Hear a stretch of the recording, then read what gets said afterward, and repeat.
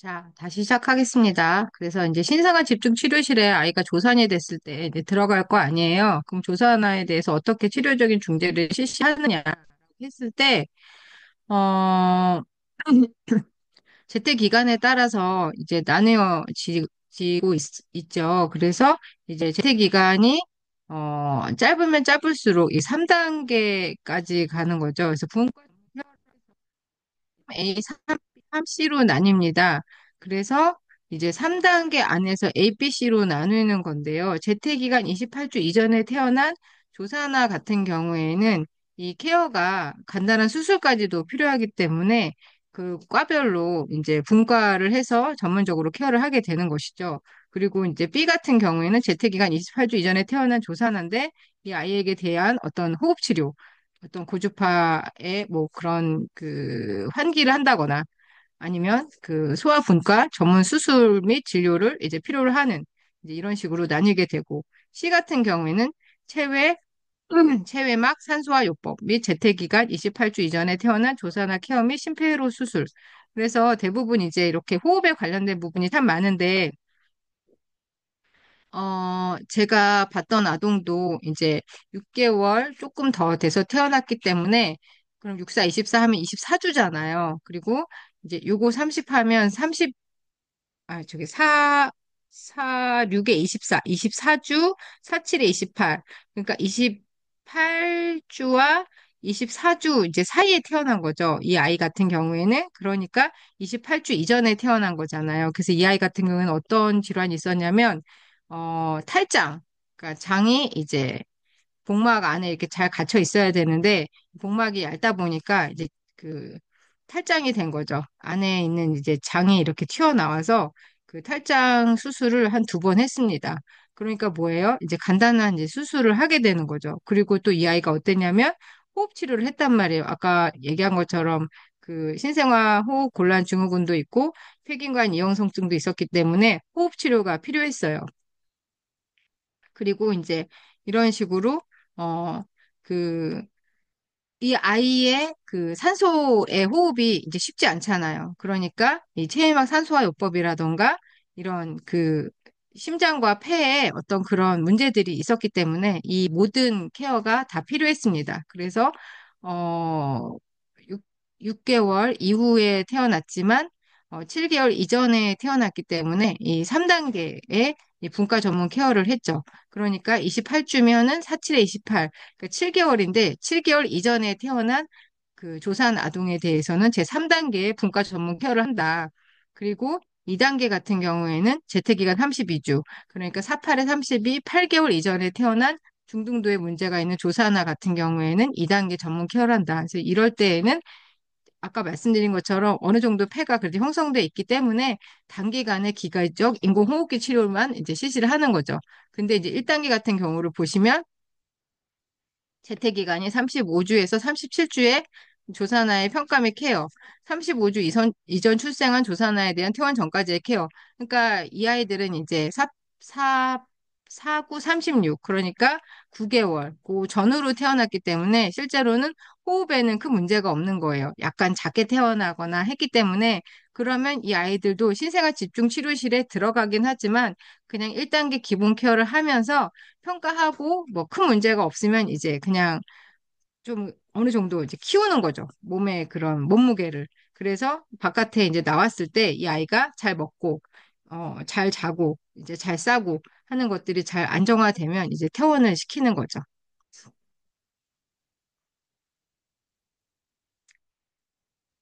그래서 이렇게 조산이 된 아동들에 대해서 이게 지금 보면 인큐베이터거든요. 그래서 양쪽에 구멍이 이렇게 2개 뚫려 있습니다. 그래서 이 두 개 뚫려 있는 구멍을 통해서 이제 의료진들이 아이에 대한 처치를 실시를 하거든요. 그래서 이렇게 뚫려진 이 구멍 2개를 통해서 이제 아이들을 이런 식으로 이제 케어를 하죠.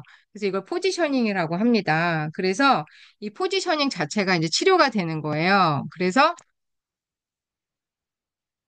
이 아까 조사한일 때 이렇게 W 자세를 한다고 했잖아요. 이 W 자세를 했을 때 어떻게 해야 될까요? 이렇게 널브러져 있잖아요. 이 이불이 다 널브러져 있으니까 이렇게 된 자세 자체를 교정하기보다는 이렇게 얼굴을 감쌀 수 있게, 이러면 이제 아예 촉각이 이렇게 붕 떠서 막 허우적 되는 것보다는 이렇게 하고 있으면 이제 몸에 이렇게 붙으면서 안정감이 생기죠. 그러면서 이 조절된 움직임을 촉진시킬 수 있고, 또 이렇게 널브러져 있으면 이렇게 비대칭적이지만 대칭적인 움직임들을 이렇게 촉진할 수 있다. 그다음에 또 하나가 좋은 게 뭐냐면 옆으로 누운 자세를 많이 해줍니다. 그러면 이 옆으로 누운 자세는 대칭적인 움직임들도 되고, 그다음에 이게 누웠을 때 이렇게 되니까 손을 입으로 가져갈 수가 있고, 엉덩이도 이제 이렇게 옆으로 누우면서 바른 정렬을 가질 수가 있고, 조절된 움직임의 수행에 참 유용하다는 거죠. 그래서 이런 동작들, 그리고 이제 또 하나가, 그러니까 첫 번째는 똑바로 누운 자세, 두 번째는 옆으로 누운 자세, 또 하나가 이제 엎드린 자세. 그래서 이제 그림 9-13을 보시면 엎드린 자세 포지셔닝, 부드러운 수건, 롤을 엉덩이 높이로 받쳐주면 양쪽 무릎이 신체 중심선 쪽으로 모아지고 엉덩 관절이 굽힘이 됩니다. 그러면 엎드린 자세 포지셔닝이 되는 거죠. 그래서 타월 등을 이용해서 자궁 내 공간처럼 편안한 느낌의 제한된 공간을 만들어주는 겁니다. 그래서 가장 큰 거는 뭐냐면 아이가 작게 다 자라지 않은 상태에서 엄마의 자궁벽을 충분히 경험하지 못한 그런 어떤 그 면에 대한 감각이 부족한 거거든요. 그러니까 아이는 오히려 약간 꽉 끼는 느낌을 만들어주는 게 좋습니다. 그래서 제한된 공간을 만들어서 그 안에서 아이가 안정감을 느끼면서 조금은 더 잘하면 아이의 몸이 이렇게 꽉 껴지는 게 사실은 수순이잖아요. 그래서 그런 것들에 대해서 이런 식으로 동그랗게 이렇게 말아가지고 그 안에 아이를 싸주고 옆으로 누운 것도 말하자면 이 옆에 이렇게 바닥에 이렇게 닿는 면이 아이로 하여금 안정감을 주기 때문에 이렇게 모아주는 느낌. 엎드린 상태에서도 이제 배 밑에다가 이렇게 수건을 깔고서 신체 중심선으로 이렇게 몸을 이렇게 모으면서도 어떻게 되죠? 전체적으로도 이제 이렇게 타올을 사용해서 아이를 동그랗게 싸주면 엄마의 그 자궁 내 공간처럼 편안한 느낌의 이렇게 제한된 공간을 가지고 아이가 안정감을 느낀다는 거죠.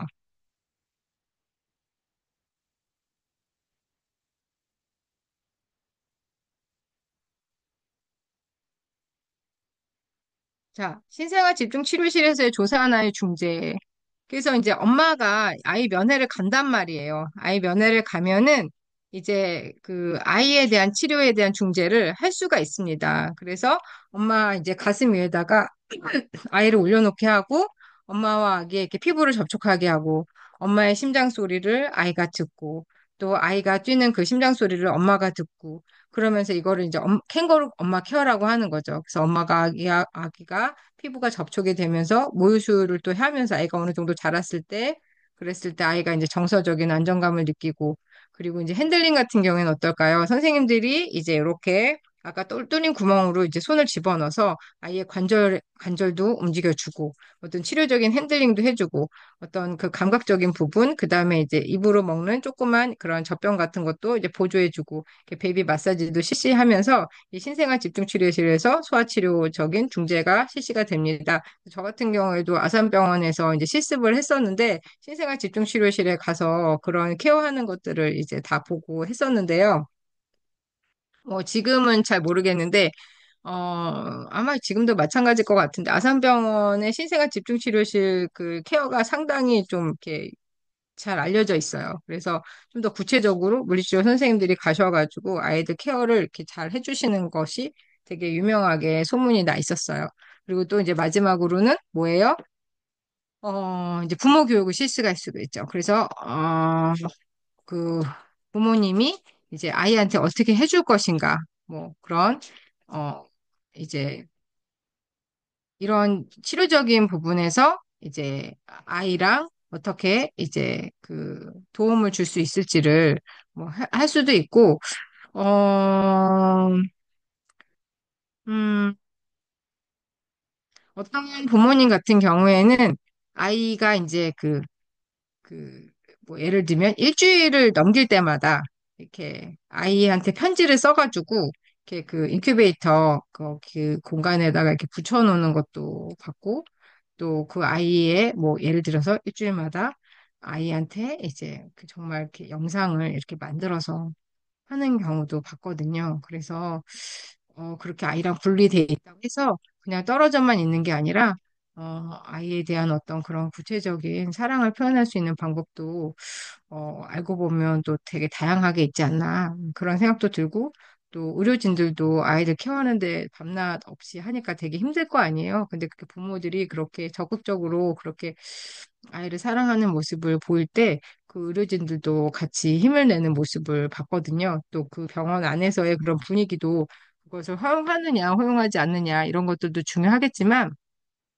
결국에는 정말 그 가족 중심 케어잖아요. 그래서 그 부모와 아이가 정말 사랑하는 관계 안에서 견고한 어떤 그런, 관계들을 형성할 수 있도록 만들어주는 것이 의료진의 이상적인 어떤 목표가 아닌가 그런 생각이 듭니다.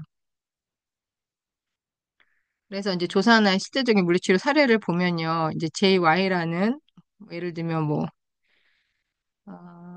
어떤 이름으로 쓰면 좋을까? 음, 좋다, 좋아. 조아가 여한데 재택기간 26주에 태어난 조사나 그럼 이제 사로 나누라고 했잖아요. 그러면 4, 6에 24. 얘도 이제 제가 치료했던 지환이 그 아동이랑 비슷한 상태인 거죠. 그래서 6개월 반 정도에 이제 태어난 거죠. 그래서 조사나로 출생 시 1분 및 5분 아프가 스코어는 각각 6.7점이었다. 그래서 조아는 출산 시 엄마의 나이는 40세, 둔위로 인해서 제왕절개를 하였고, 그러니까 둔이면 이제 거꾸로 이제 그렇게 아이가 그 출산에 대한 준비가 안 돼 있기 때문에 이제 다리부터 나오면 안 되니까 이제 수술을 한 거예요. 그래서 출생 시 체중은 1095g이었다. 그래서 조아는 출생 후 신생아 호흡 곤란증을 보여 인공환기요법을 실시했다. 출생 다음날 뇌 초음파 검사 결과에서 양측 뇌실내 출혈 제3단계 진단을 받았다. 출생 후 수일 내로 코 위관으로 영양을 공급했고 재택기간 34주가 되었을 때 모유수유를 시작했다. 신생아 집중치료실 퇴원 전에 재검사한 뇌 초음파에서 뇌실내 출혈은 흡수되었지만 두 개 내압이 상승해 있다는 결과가 나왔다. 조아는 재택기간 36주에 신생아 집중치료실을 퇴원하고 집으로 갔다.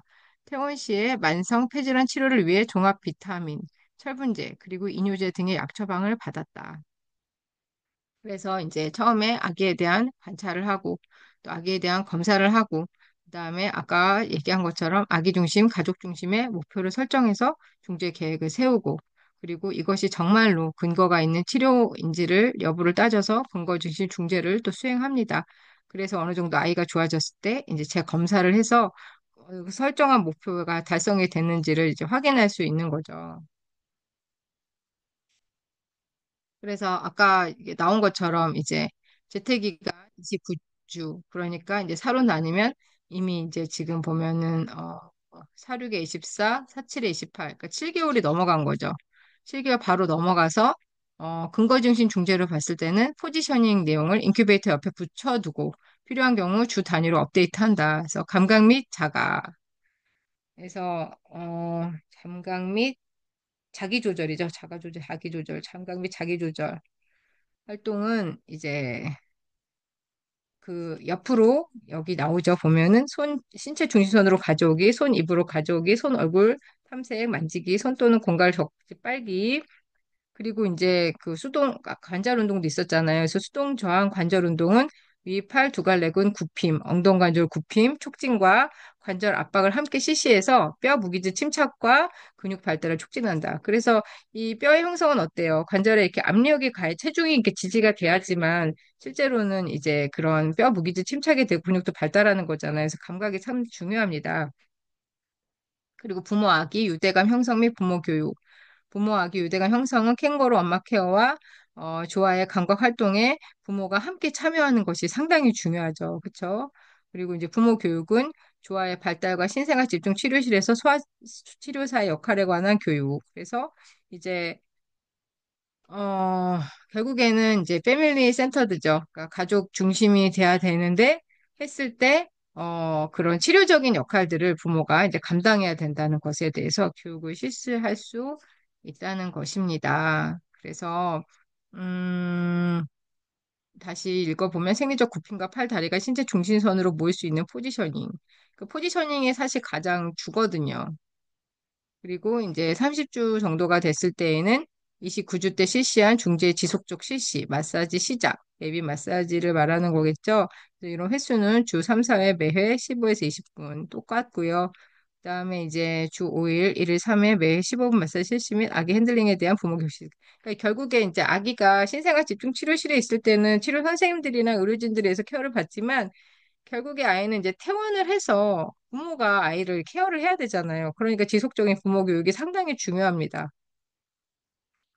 그래서 이제 재택기간 31주가 됐을 때에는 30주 때 실시한 중재 지속적인 실시를 하고 구강운동 이제 먹어야 되니까 그쵸? 활동을 해주면서 이제 주 3, 4회 매해 15에서 20분 치료를 이제 실시하게 됩니다. 그래서 코로 이렇게 이제 그 영양을 이제 공급받다가 코 위관을 제거하고 난 직후에는 엄마 모유를 묻힌 인공 적지를 이제 빨게 하는 단계로 이렇게 넘어가는 것이죠. 그래서 호흡이 좋아짐에 따라서 섭식이 가능해진다라고 볼 수 있습니다.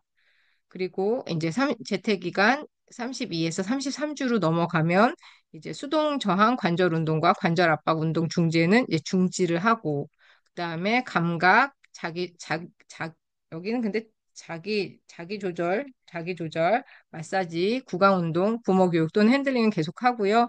하지 굽힘이 증가될 수 있는 활동을 시작해서 이제 어떻게 보면 아이가 조금 더 움직임이 활성화될 수 있는 그런 단계로 간다고 볼 수 있습니다. 그래서 이제 48에 32잖아요. 그래서 8개월 이상이 됐을 때 이 아이가 어느 정도 커졌다라고 생각을 한다면 이 하지 굽힘이 증가될 수 있는 모습으로 나타날 수 있는 거겠죠. 그래서 수유 전문 간호사의 지도하에 이제 모유 수유를 이제 지도하게 되고 그다음에 하지 굽힘 증가가 이제 그러니까 한마디로 8개월 재택 기간 8개월 이후는 하지 굽힘 증가가 전략이 되는 거죠. 아이가 이제 엄마 자궁 아니라 하더라도 아이가 커지기 때문에 그런 아이의 몸을 구부리는 쪽으로. 그래서 부드럽게 좋아해 다리를 굽힘이 편시키고 누운 자세, 옆으로 누운 자세에서 힙과 그쪽 골반과 무릎이 그 굽힘이 돼서 복부가 이렇게 구부러지는 굽힘 활동을 실시해 주게 됩니다. 그리고 이제 34주를 보면 32, 33주 때 실시한 중재 지속적인 실시하고 몸통과 목의 굽힘이 이제 더 커지잖아요, 아기가. 그러면 엄마의 그 자궁 안에서 훨씬 더 애가 구부러지겠죠, 목까지. 똑같이 그 상태로 인큐베이터 안에서, 인큐베이터가 뭐예요? 결국엔 엄마의 자궁 안에 상태를 이렇게 본받아서 아이를 더 키우는 곳이니까 그런 이제 유사한 동작들을 실시하게 되는 거죠. 그래서 젖병을 사용하기 시작하고 주 4, 5회 이제 횟수가 늘어납니다. 그래서 몸통과 목 근육 증가 지지하고 이제 앉힐 수도 있고 그리고 목과 복부 굽힌 근육 촉진해서 조화를 지지하고 앉은 자세에서 뒤로 가볍게 흔들고 바로잡기 반응을 촉진을 합니다. 옆으로 흔들어서 배 가로근과 목의 가쪽 굽힌 근 발달도 촉진합니다. 이런 식으로 하는 거죠. 그래서 이제 옆에 배의 가로근과 목의 가쪽 굽힌 근도 발달을 촉진하게 됩니다. 젖병으로 먹기 시작하고 치료 시간 점차적으로 늘리니까 이제 30분으로 늘어났습니다. 자, 35주 이전 주와 같고 젖병과 보유수를 촉진하고요. 이제 36주가 되니까 퇴원 준비를 하네요. 그래서 4구 36, 그래서 이제 9개월입니다. 재택기간 계속 굽힘 활동, 자기 조절과 자가 조절인가 봐요. 자가 조절과 아기 달래는 방법, 마사지에 대한 부모 교육, 구체적 교육 내용, 엄지손가락 벌림, 마사지, 다리로 자전거 타기, 움직임 만들기. 그러니까 누워있는 상태에서 아기 다리 이렇게 자전거 타기 식으로 해주는 거죠. 그렇죠? 그리고 머리와 몸통 조절을 위한 앉히기, 몸통 굽힘, 팔다리, 신체 중심 모으기, 굽힘 및 편 움직임, 엎드린 자세 활동 등 이런 식으로 이제 부모께 이제 인수인계를 하는 거죠. 그래서 집에서 아기를 잘 케어할 수 있도록 만들어 주는 것을 이제 말합니다. 음, 뇌성마비의 분류에 대해서 강의를 해야 되는데 시간이 참으로 부족하네요. 어,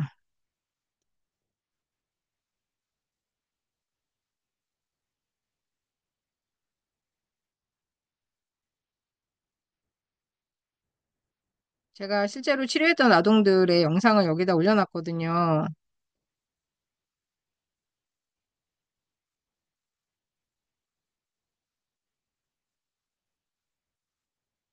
그래야 여러분들이 실질적인 치료에 대한 감을 잡을 수 있기 때문에, 음, 일단은 요거까지 끊고, 그 다음을 또 녹화를 해보겠습니다.